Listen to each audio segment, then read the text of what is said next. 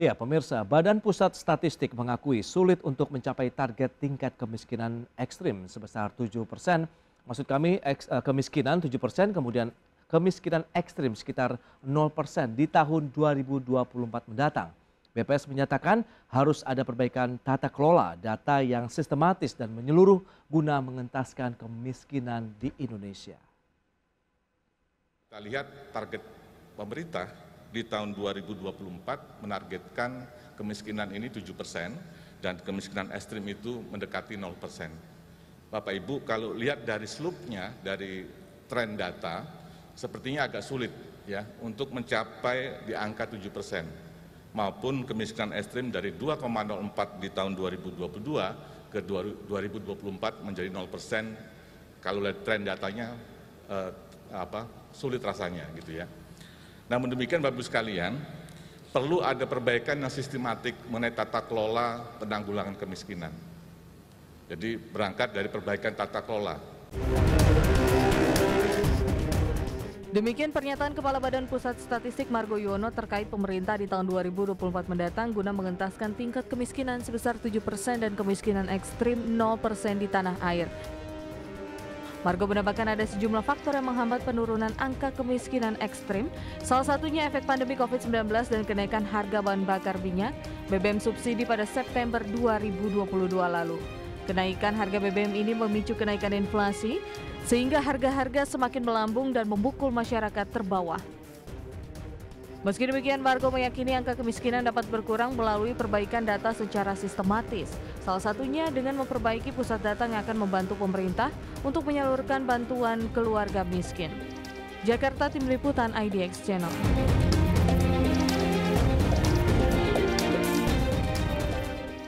Ya, pemirsa, untuk membahas tema kita hari ini, kemiskinan ekstrim sulit lenyap di tahun 2024. Kita sudah tersambung melalui Zoom bersama dengan Mas Nailul Huda. Beliau adalah peneliti Institute for Development of Economics and Finance atau INDEF. Ya, halo, selamat pagi, Mas Nailul. Selamat pagi, Mas Pras. Ya, salam sehat, Mas. Alhamdulillah sehat, salam sehat juga buat semuanya. Baik, terima kasih atas waktunya. Menarik kalau kita cermati ini perkembangan dari tingkat kemiskinan, kemudian kemiskinan ekstrim di Indonesia. Kalau kita review, menurut Anda bagaimana peran pemerintah dan tingkat keberhasilan dalam mengentaskan kemiskinan maupun kemiskinan ekstrim di Indonesia ini? Mas Nailul, silakan.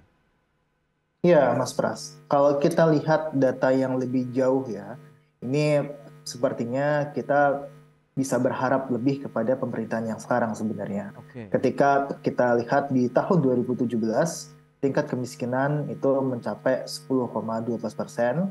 Kemudian di tahun 2018 itu bisa diturunkan ke angka 9,66%. Bahkan pada tahun 2019 itu tingkat kemiskinan kita berada di angka 9,22%.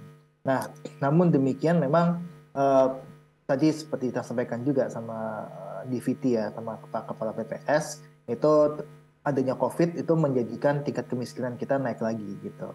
Ada tambahan sekitar 2 juta penduduk miskin baru dari 2019 ke tahun 2020 bulan Maret gitu. Jadi ada pertambahan di situ, Mas. Dan ini yang terus meningkat hingga tahun 2021 di angka 10,14%. Jadi balik lagi ke angka 2 digit untuk tingkat kemiskinan kita. Oh, apa yang bisa kita lihat dengan kondisi yang ada? Apakah pandemi memang benar-benar meluluhlantahkan perekonomian, kemudian pendapatan masyarakat sehingga mereka bisa dikatakan turun kelas? Kalau Anda katakan tadi ini adalah kemiskinan baru begitu yang mencapai 2 juta. Iya, Mas. Jadi kalau kita lihat di tengah pandemi COVID gitu kan ya, terus kemudian banyak sekali pabrik, perusahaan yang tidak beroperasi gitu, kemudian juga banyak sekali UMKM yang terpukul dan hingga tutup usaha, ini menjadikan ya tingkat kemiskinan akan meningkat gitu kan, di mana pendapatan masyarakat secara agregat akan turun gitu. Jadi banyak sekali masyarakat kita yang nggak mempunyai penghasilan dan sebagainya. Nah, ini yang kemudian didata oleh pemerintah dan muncul muncul masyarakat miskin yang baru akibat adanya COVID-19 itu di PHK dan sebagainya itu kan banyak sekali ya Mas Pras ya ketika COVID itu. Jadi kita nggak bisa memungkiri akhirnya akibat dari COVID itu kemiskinan kita kembali ke angka 10% lagi gitu, di mana Oke. sebelumnya itu sudah diturunkan ke angka 2 digit. Baik, tapi kalau kita lihat data dari BPS tadi memang kan kecenderungannya turun nih dari angka Ya. kemiskinan maupun juga angka kemiskinan ekstrim. Nah, dari sisi mana begitu? Apakah data lagi-lagi menjadi suatu hal yang krusial kalau kita cermati terkait dengan data kemiskinan di Indonesia ini, Mas Nailo? Ya, tentu data ini sangat krusial sekali ya Mas Pras ya. Tadi saya juga setuju sama Pak Margo bahwa ya memang ketika ada data yang valid mengenai tingkat kemiskinan, jumlah orang miskin, kemudian hingga kakak mana saja yang dia tergolong miskin, ini akan menyasar kepada efektivitas program, Oke, efektivitas bantuan-bantuan sosial yang memang di saat pandemi ini kan banyak sekali gitu ya. Tapi ada beberapa temuan dari BPK yang menyiratkan bahwa masih ada bantuan-bantuan yang kurang tepat sasaran. Akibatnya memang kalau kita lihat meskipun turun ya untuk di bulan Maret itu kemiskinan kita 9,54% gitu kan, oke. turun dari uh, bulan Maret tahun 2021, tapi masih belum cukup untuk bilang bahwa ya ini sudah membaik gitu. Bahkan ini ada ancaman lagi gitu kan, bahwa tingkat harga-harga kebutuhan pokok itu naik dan sebagainya yang itu Ya. bisa berpotensi untuk menaikkan tingkat kemiskinan kembali, Mas Pras. Iya, target tahun 2024 kita tahu tadi kemiskinan harusnya turun menjadi 7%, kemiskinan ekstrim bahkan 0%, dan BPS pun mengakui agak kesulitan melihat perkembangan data yang ada saat ini. Dan lagi-lagi bicara mengenai data, apa yang bisa Anda cermati dengan kecemasan tadi yang sudah disampaikan BPS sendiri, Pak Nail? Ya, Eh, kalau kita lihat data Mas Pras, itu kan tingkat kemiskinan terakhir September ya, itu 9,57% dengan penduduk miskin itu sekitar 26 juta lah ya. Oke. Nah, ini eh, dipandang, ini kan baru September kan. Nah, kenaikan BBM ini kan dimulai pada bulan September dan dampaknya sampai sekarang. Makanya tingkat inflasi kita sampai akhir tahun itu cukup tinggi, ya Oke. kan? Sampai 5% lebih lah gitu kan. Nah, inilah yang pasti akan menjadi salah satu hambatan pemerintah untuk menurunkan tingkat kemiskinan. Bahkan kalau tadi dibilang sampai 7% gitu kan. Ya. Pasti ketika ada kenaikan harga-harga bahan makanan, kemudian bahan non makanan, itu akan meningkatkan garis kemiskinan kita. Hmm. Dengan meningkatnya garis kemiskinan kita, maka orang-orang yang dia dengan memiliki pendapatan di bawah garis kemiskinan itu akan masuk ke dalam tergolong orang yang miskin gitu.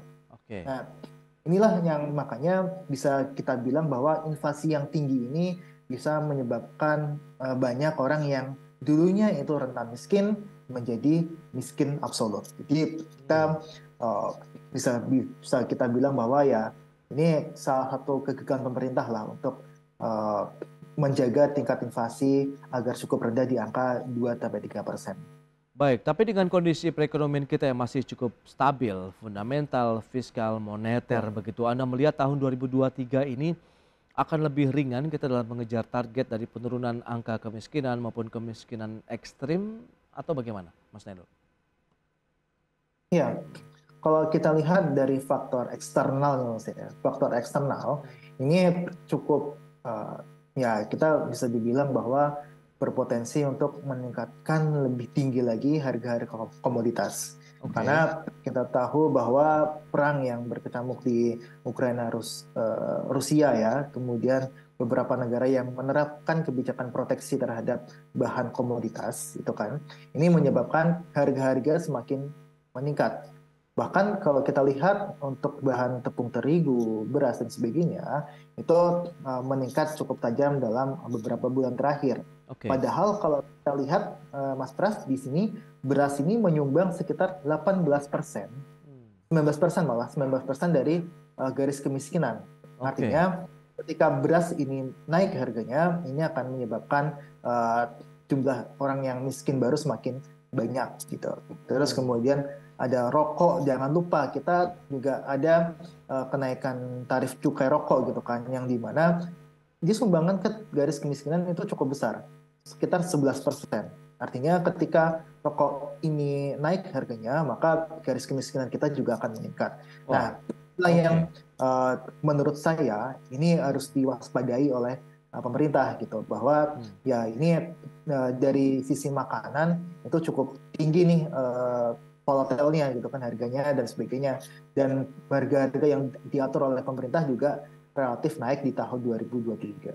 Baik, ada beberapa poin yang saya catat tadi ya, beras, kemudian rokok ini bisa menjadi salah satu penyumbang dari angka kemiskinan di Indonesia. Sementara di sisi lain ada banyak industri yang juga kita tahu harus melakukan dengan keterpaksaan lah, misalnya merumahkan karyawan atau bahkan harus mem-PHK karyawan mereka. Apakah ini akan menjadi salah satu bola salju nanti di tahun 2023 ini, View? Dan berikut ini kembali kami sampaikan infografik terkait dengan perkembangan kemiskinan dan kemiskinan ekstrim di Indonesia.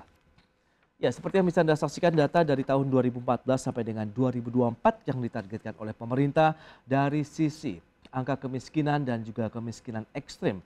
Kita lihat sekitar 7% targetnya sampai tahun 2024, tapi kalau kita lihat trennya dari data ini cenderungnya memang sudah turun begitu ya untuk angka kemiskinan di Indonesia. Kemudian target kemiskinan ekstrimnya sekitar 0% di tahun 2024, meskipun tadi BPS sudah menyampaikan memang perlu effort yang luar biasa keras terkait dengan data.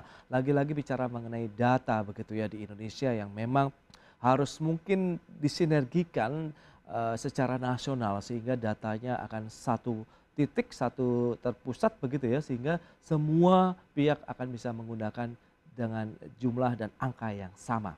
Kemudian kita lihat dari sisi kondisi kemiskinan ekstrim di 212 kabupaten kota prioritas pemerintah di tahun 2022. Ya, dari perubahan miskin ekstrim kemudian menjadi tidak miskin ekstrim begitu ya. Ini ada kenaikan sekitar 2,76%. Kemudian dari miskin ekstrim ini sama begitu, dalam artian stabil ada 0,7%, sementara tidak miskin ekstrim kemudian menjadi miskin ekstrim ada 2%. Nah, tapi kalau kita lihat secara keseluruhan Maret 2021 sampai dengan Maret 2022 itu cenderung turun dari 3,61% menjadi 2,76% per Maret 2022 untuk kemiskinan ekstrim di 212 kabupaten kota prioritas pemerintah. Baik, kita lanjutkan kembali perbincangan bersama dengan Mas Nailul Huda, peneliti Indef. Ya, Mas Nailul, kita akan lanjutkan kembali. Memang tadi data sudah disampaikan di awal dengan kondisi cenderungnya ini turun ya, meskipun tadi perlu effort yang luar biasa kaitannya dengan bagaimana kita memperbaiki data begitu ya di Indonesia. Apa yang bisa kita lihat dengan kondisi seperti ini? Lagi-lagi bicara mengenai data. Seberapa krusial sih sehingga memang kita harus memiliki satu data saja di Indonesia yang digunakan oleh semua pihak. Tapi data ini benar-benar akurat dan selalu termutakhirkan begitu. Mas Nailul, silakan. Iya, sebenarnya kalau kita lihat kan untuk data ini ya, Mas Pras ya, data ini kan ada Kementerian Sosial itu mempunyai data DTKS, kemudian BPS dengan menghitung melalui Susenas dan sebagainya gitu.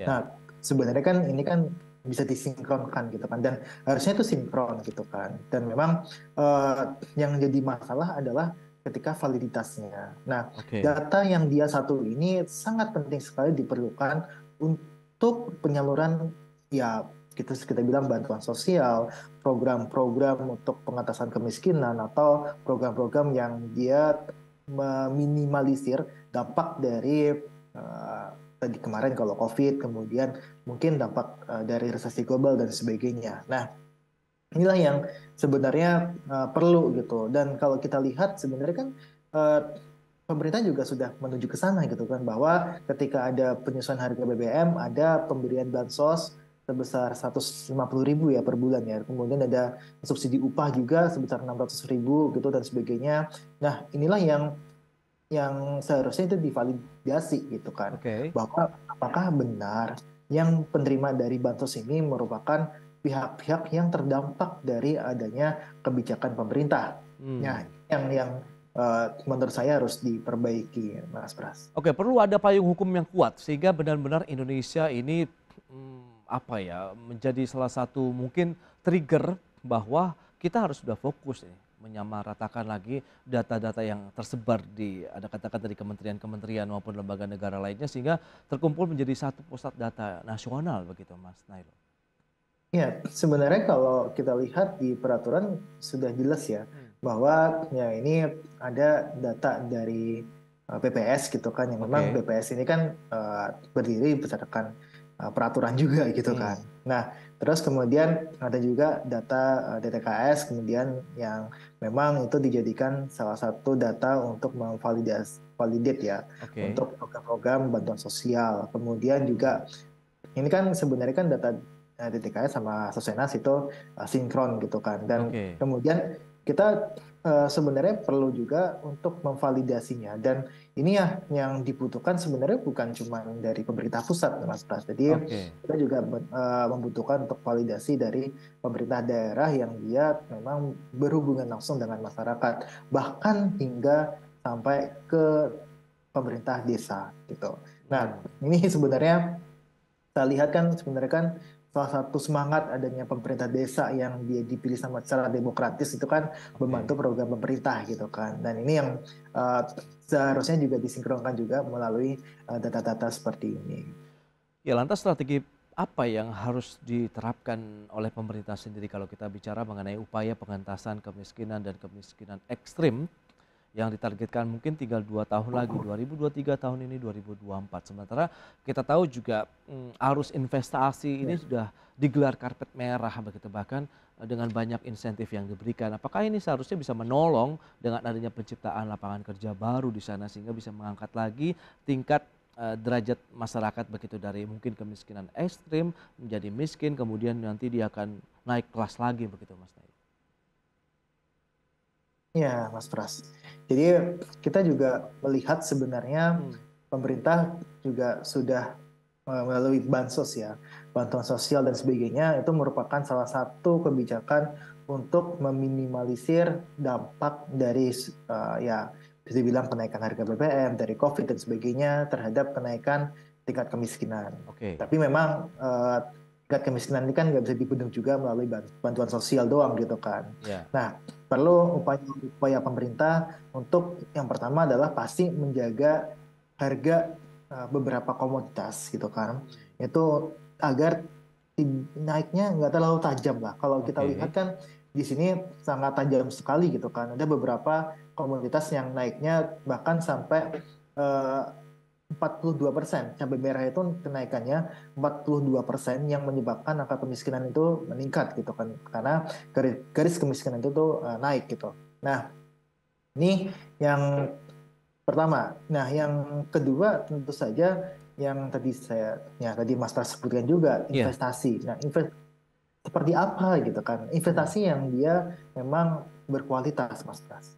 Jadi berkualitas di sini tuh bukan cuman uangnya saja yang datang ke Indonesia dengan berbagai macam inilah ya pembangunan, tapi juga bisa menyerap tenaga kerja lokal gitu. Nah, ini yang jadi masalah juga kan sebenarnya kan, kalau kita lihat masih banyak yang investasi yang masuk itu yang belum menyerap tenaga kerja lokal. Bahkan ada beberapa kabar itu saya dengar itu malah menyerap tenaga kerja asing gitu. Nah, ini yang harus diperhatikan oleh pemerintah, bahwa investasi yang masuk itu investasi yang dia harus mendatangkan banyak tenaga kerja gitu. Karena kalau kita lihat penyerapan tenaga kerja dalam satu satuan investasi ya, Rp1 investasi itu semakin menurun, Mas. Jadi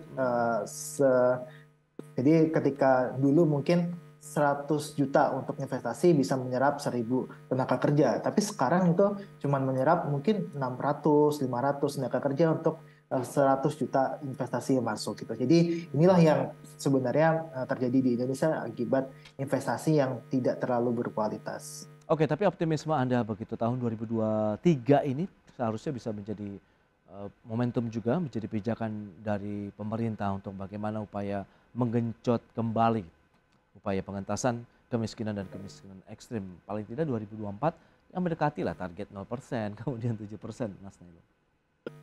Ya, tentu kita masih optimis ya Mas ya. Kita pasti masih optimis bahwa ya untuk tingkat kemiskinan dan tingkat kemiskinan ekstrim itu bisa ditekan gitu. Oke. Nah, kita juga sebenarnya mengharapkan bahwa ini ada peran dari pemerintah dan Bank Indonesia khususnya untuk menjaga bisa dibilang suku bunga acuannya. Suku bunga acuan ini sekarang itu berada di tingkat 5,75%. Iya. Nah, semakin tingkat suku bunga acuan, maka biaya untuk investasi semakin mahal. Biaya untuk men-leverage usaha semakin mahal. Oke. Nah, akibatnya adalah PHK semakin tinggi. PHK semakin tinggi, kemudian juga perusahaan tidak mampu menyerap tenaga kerja baru.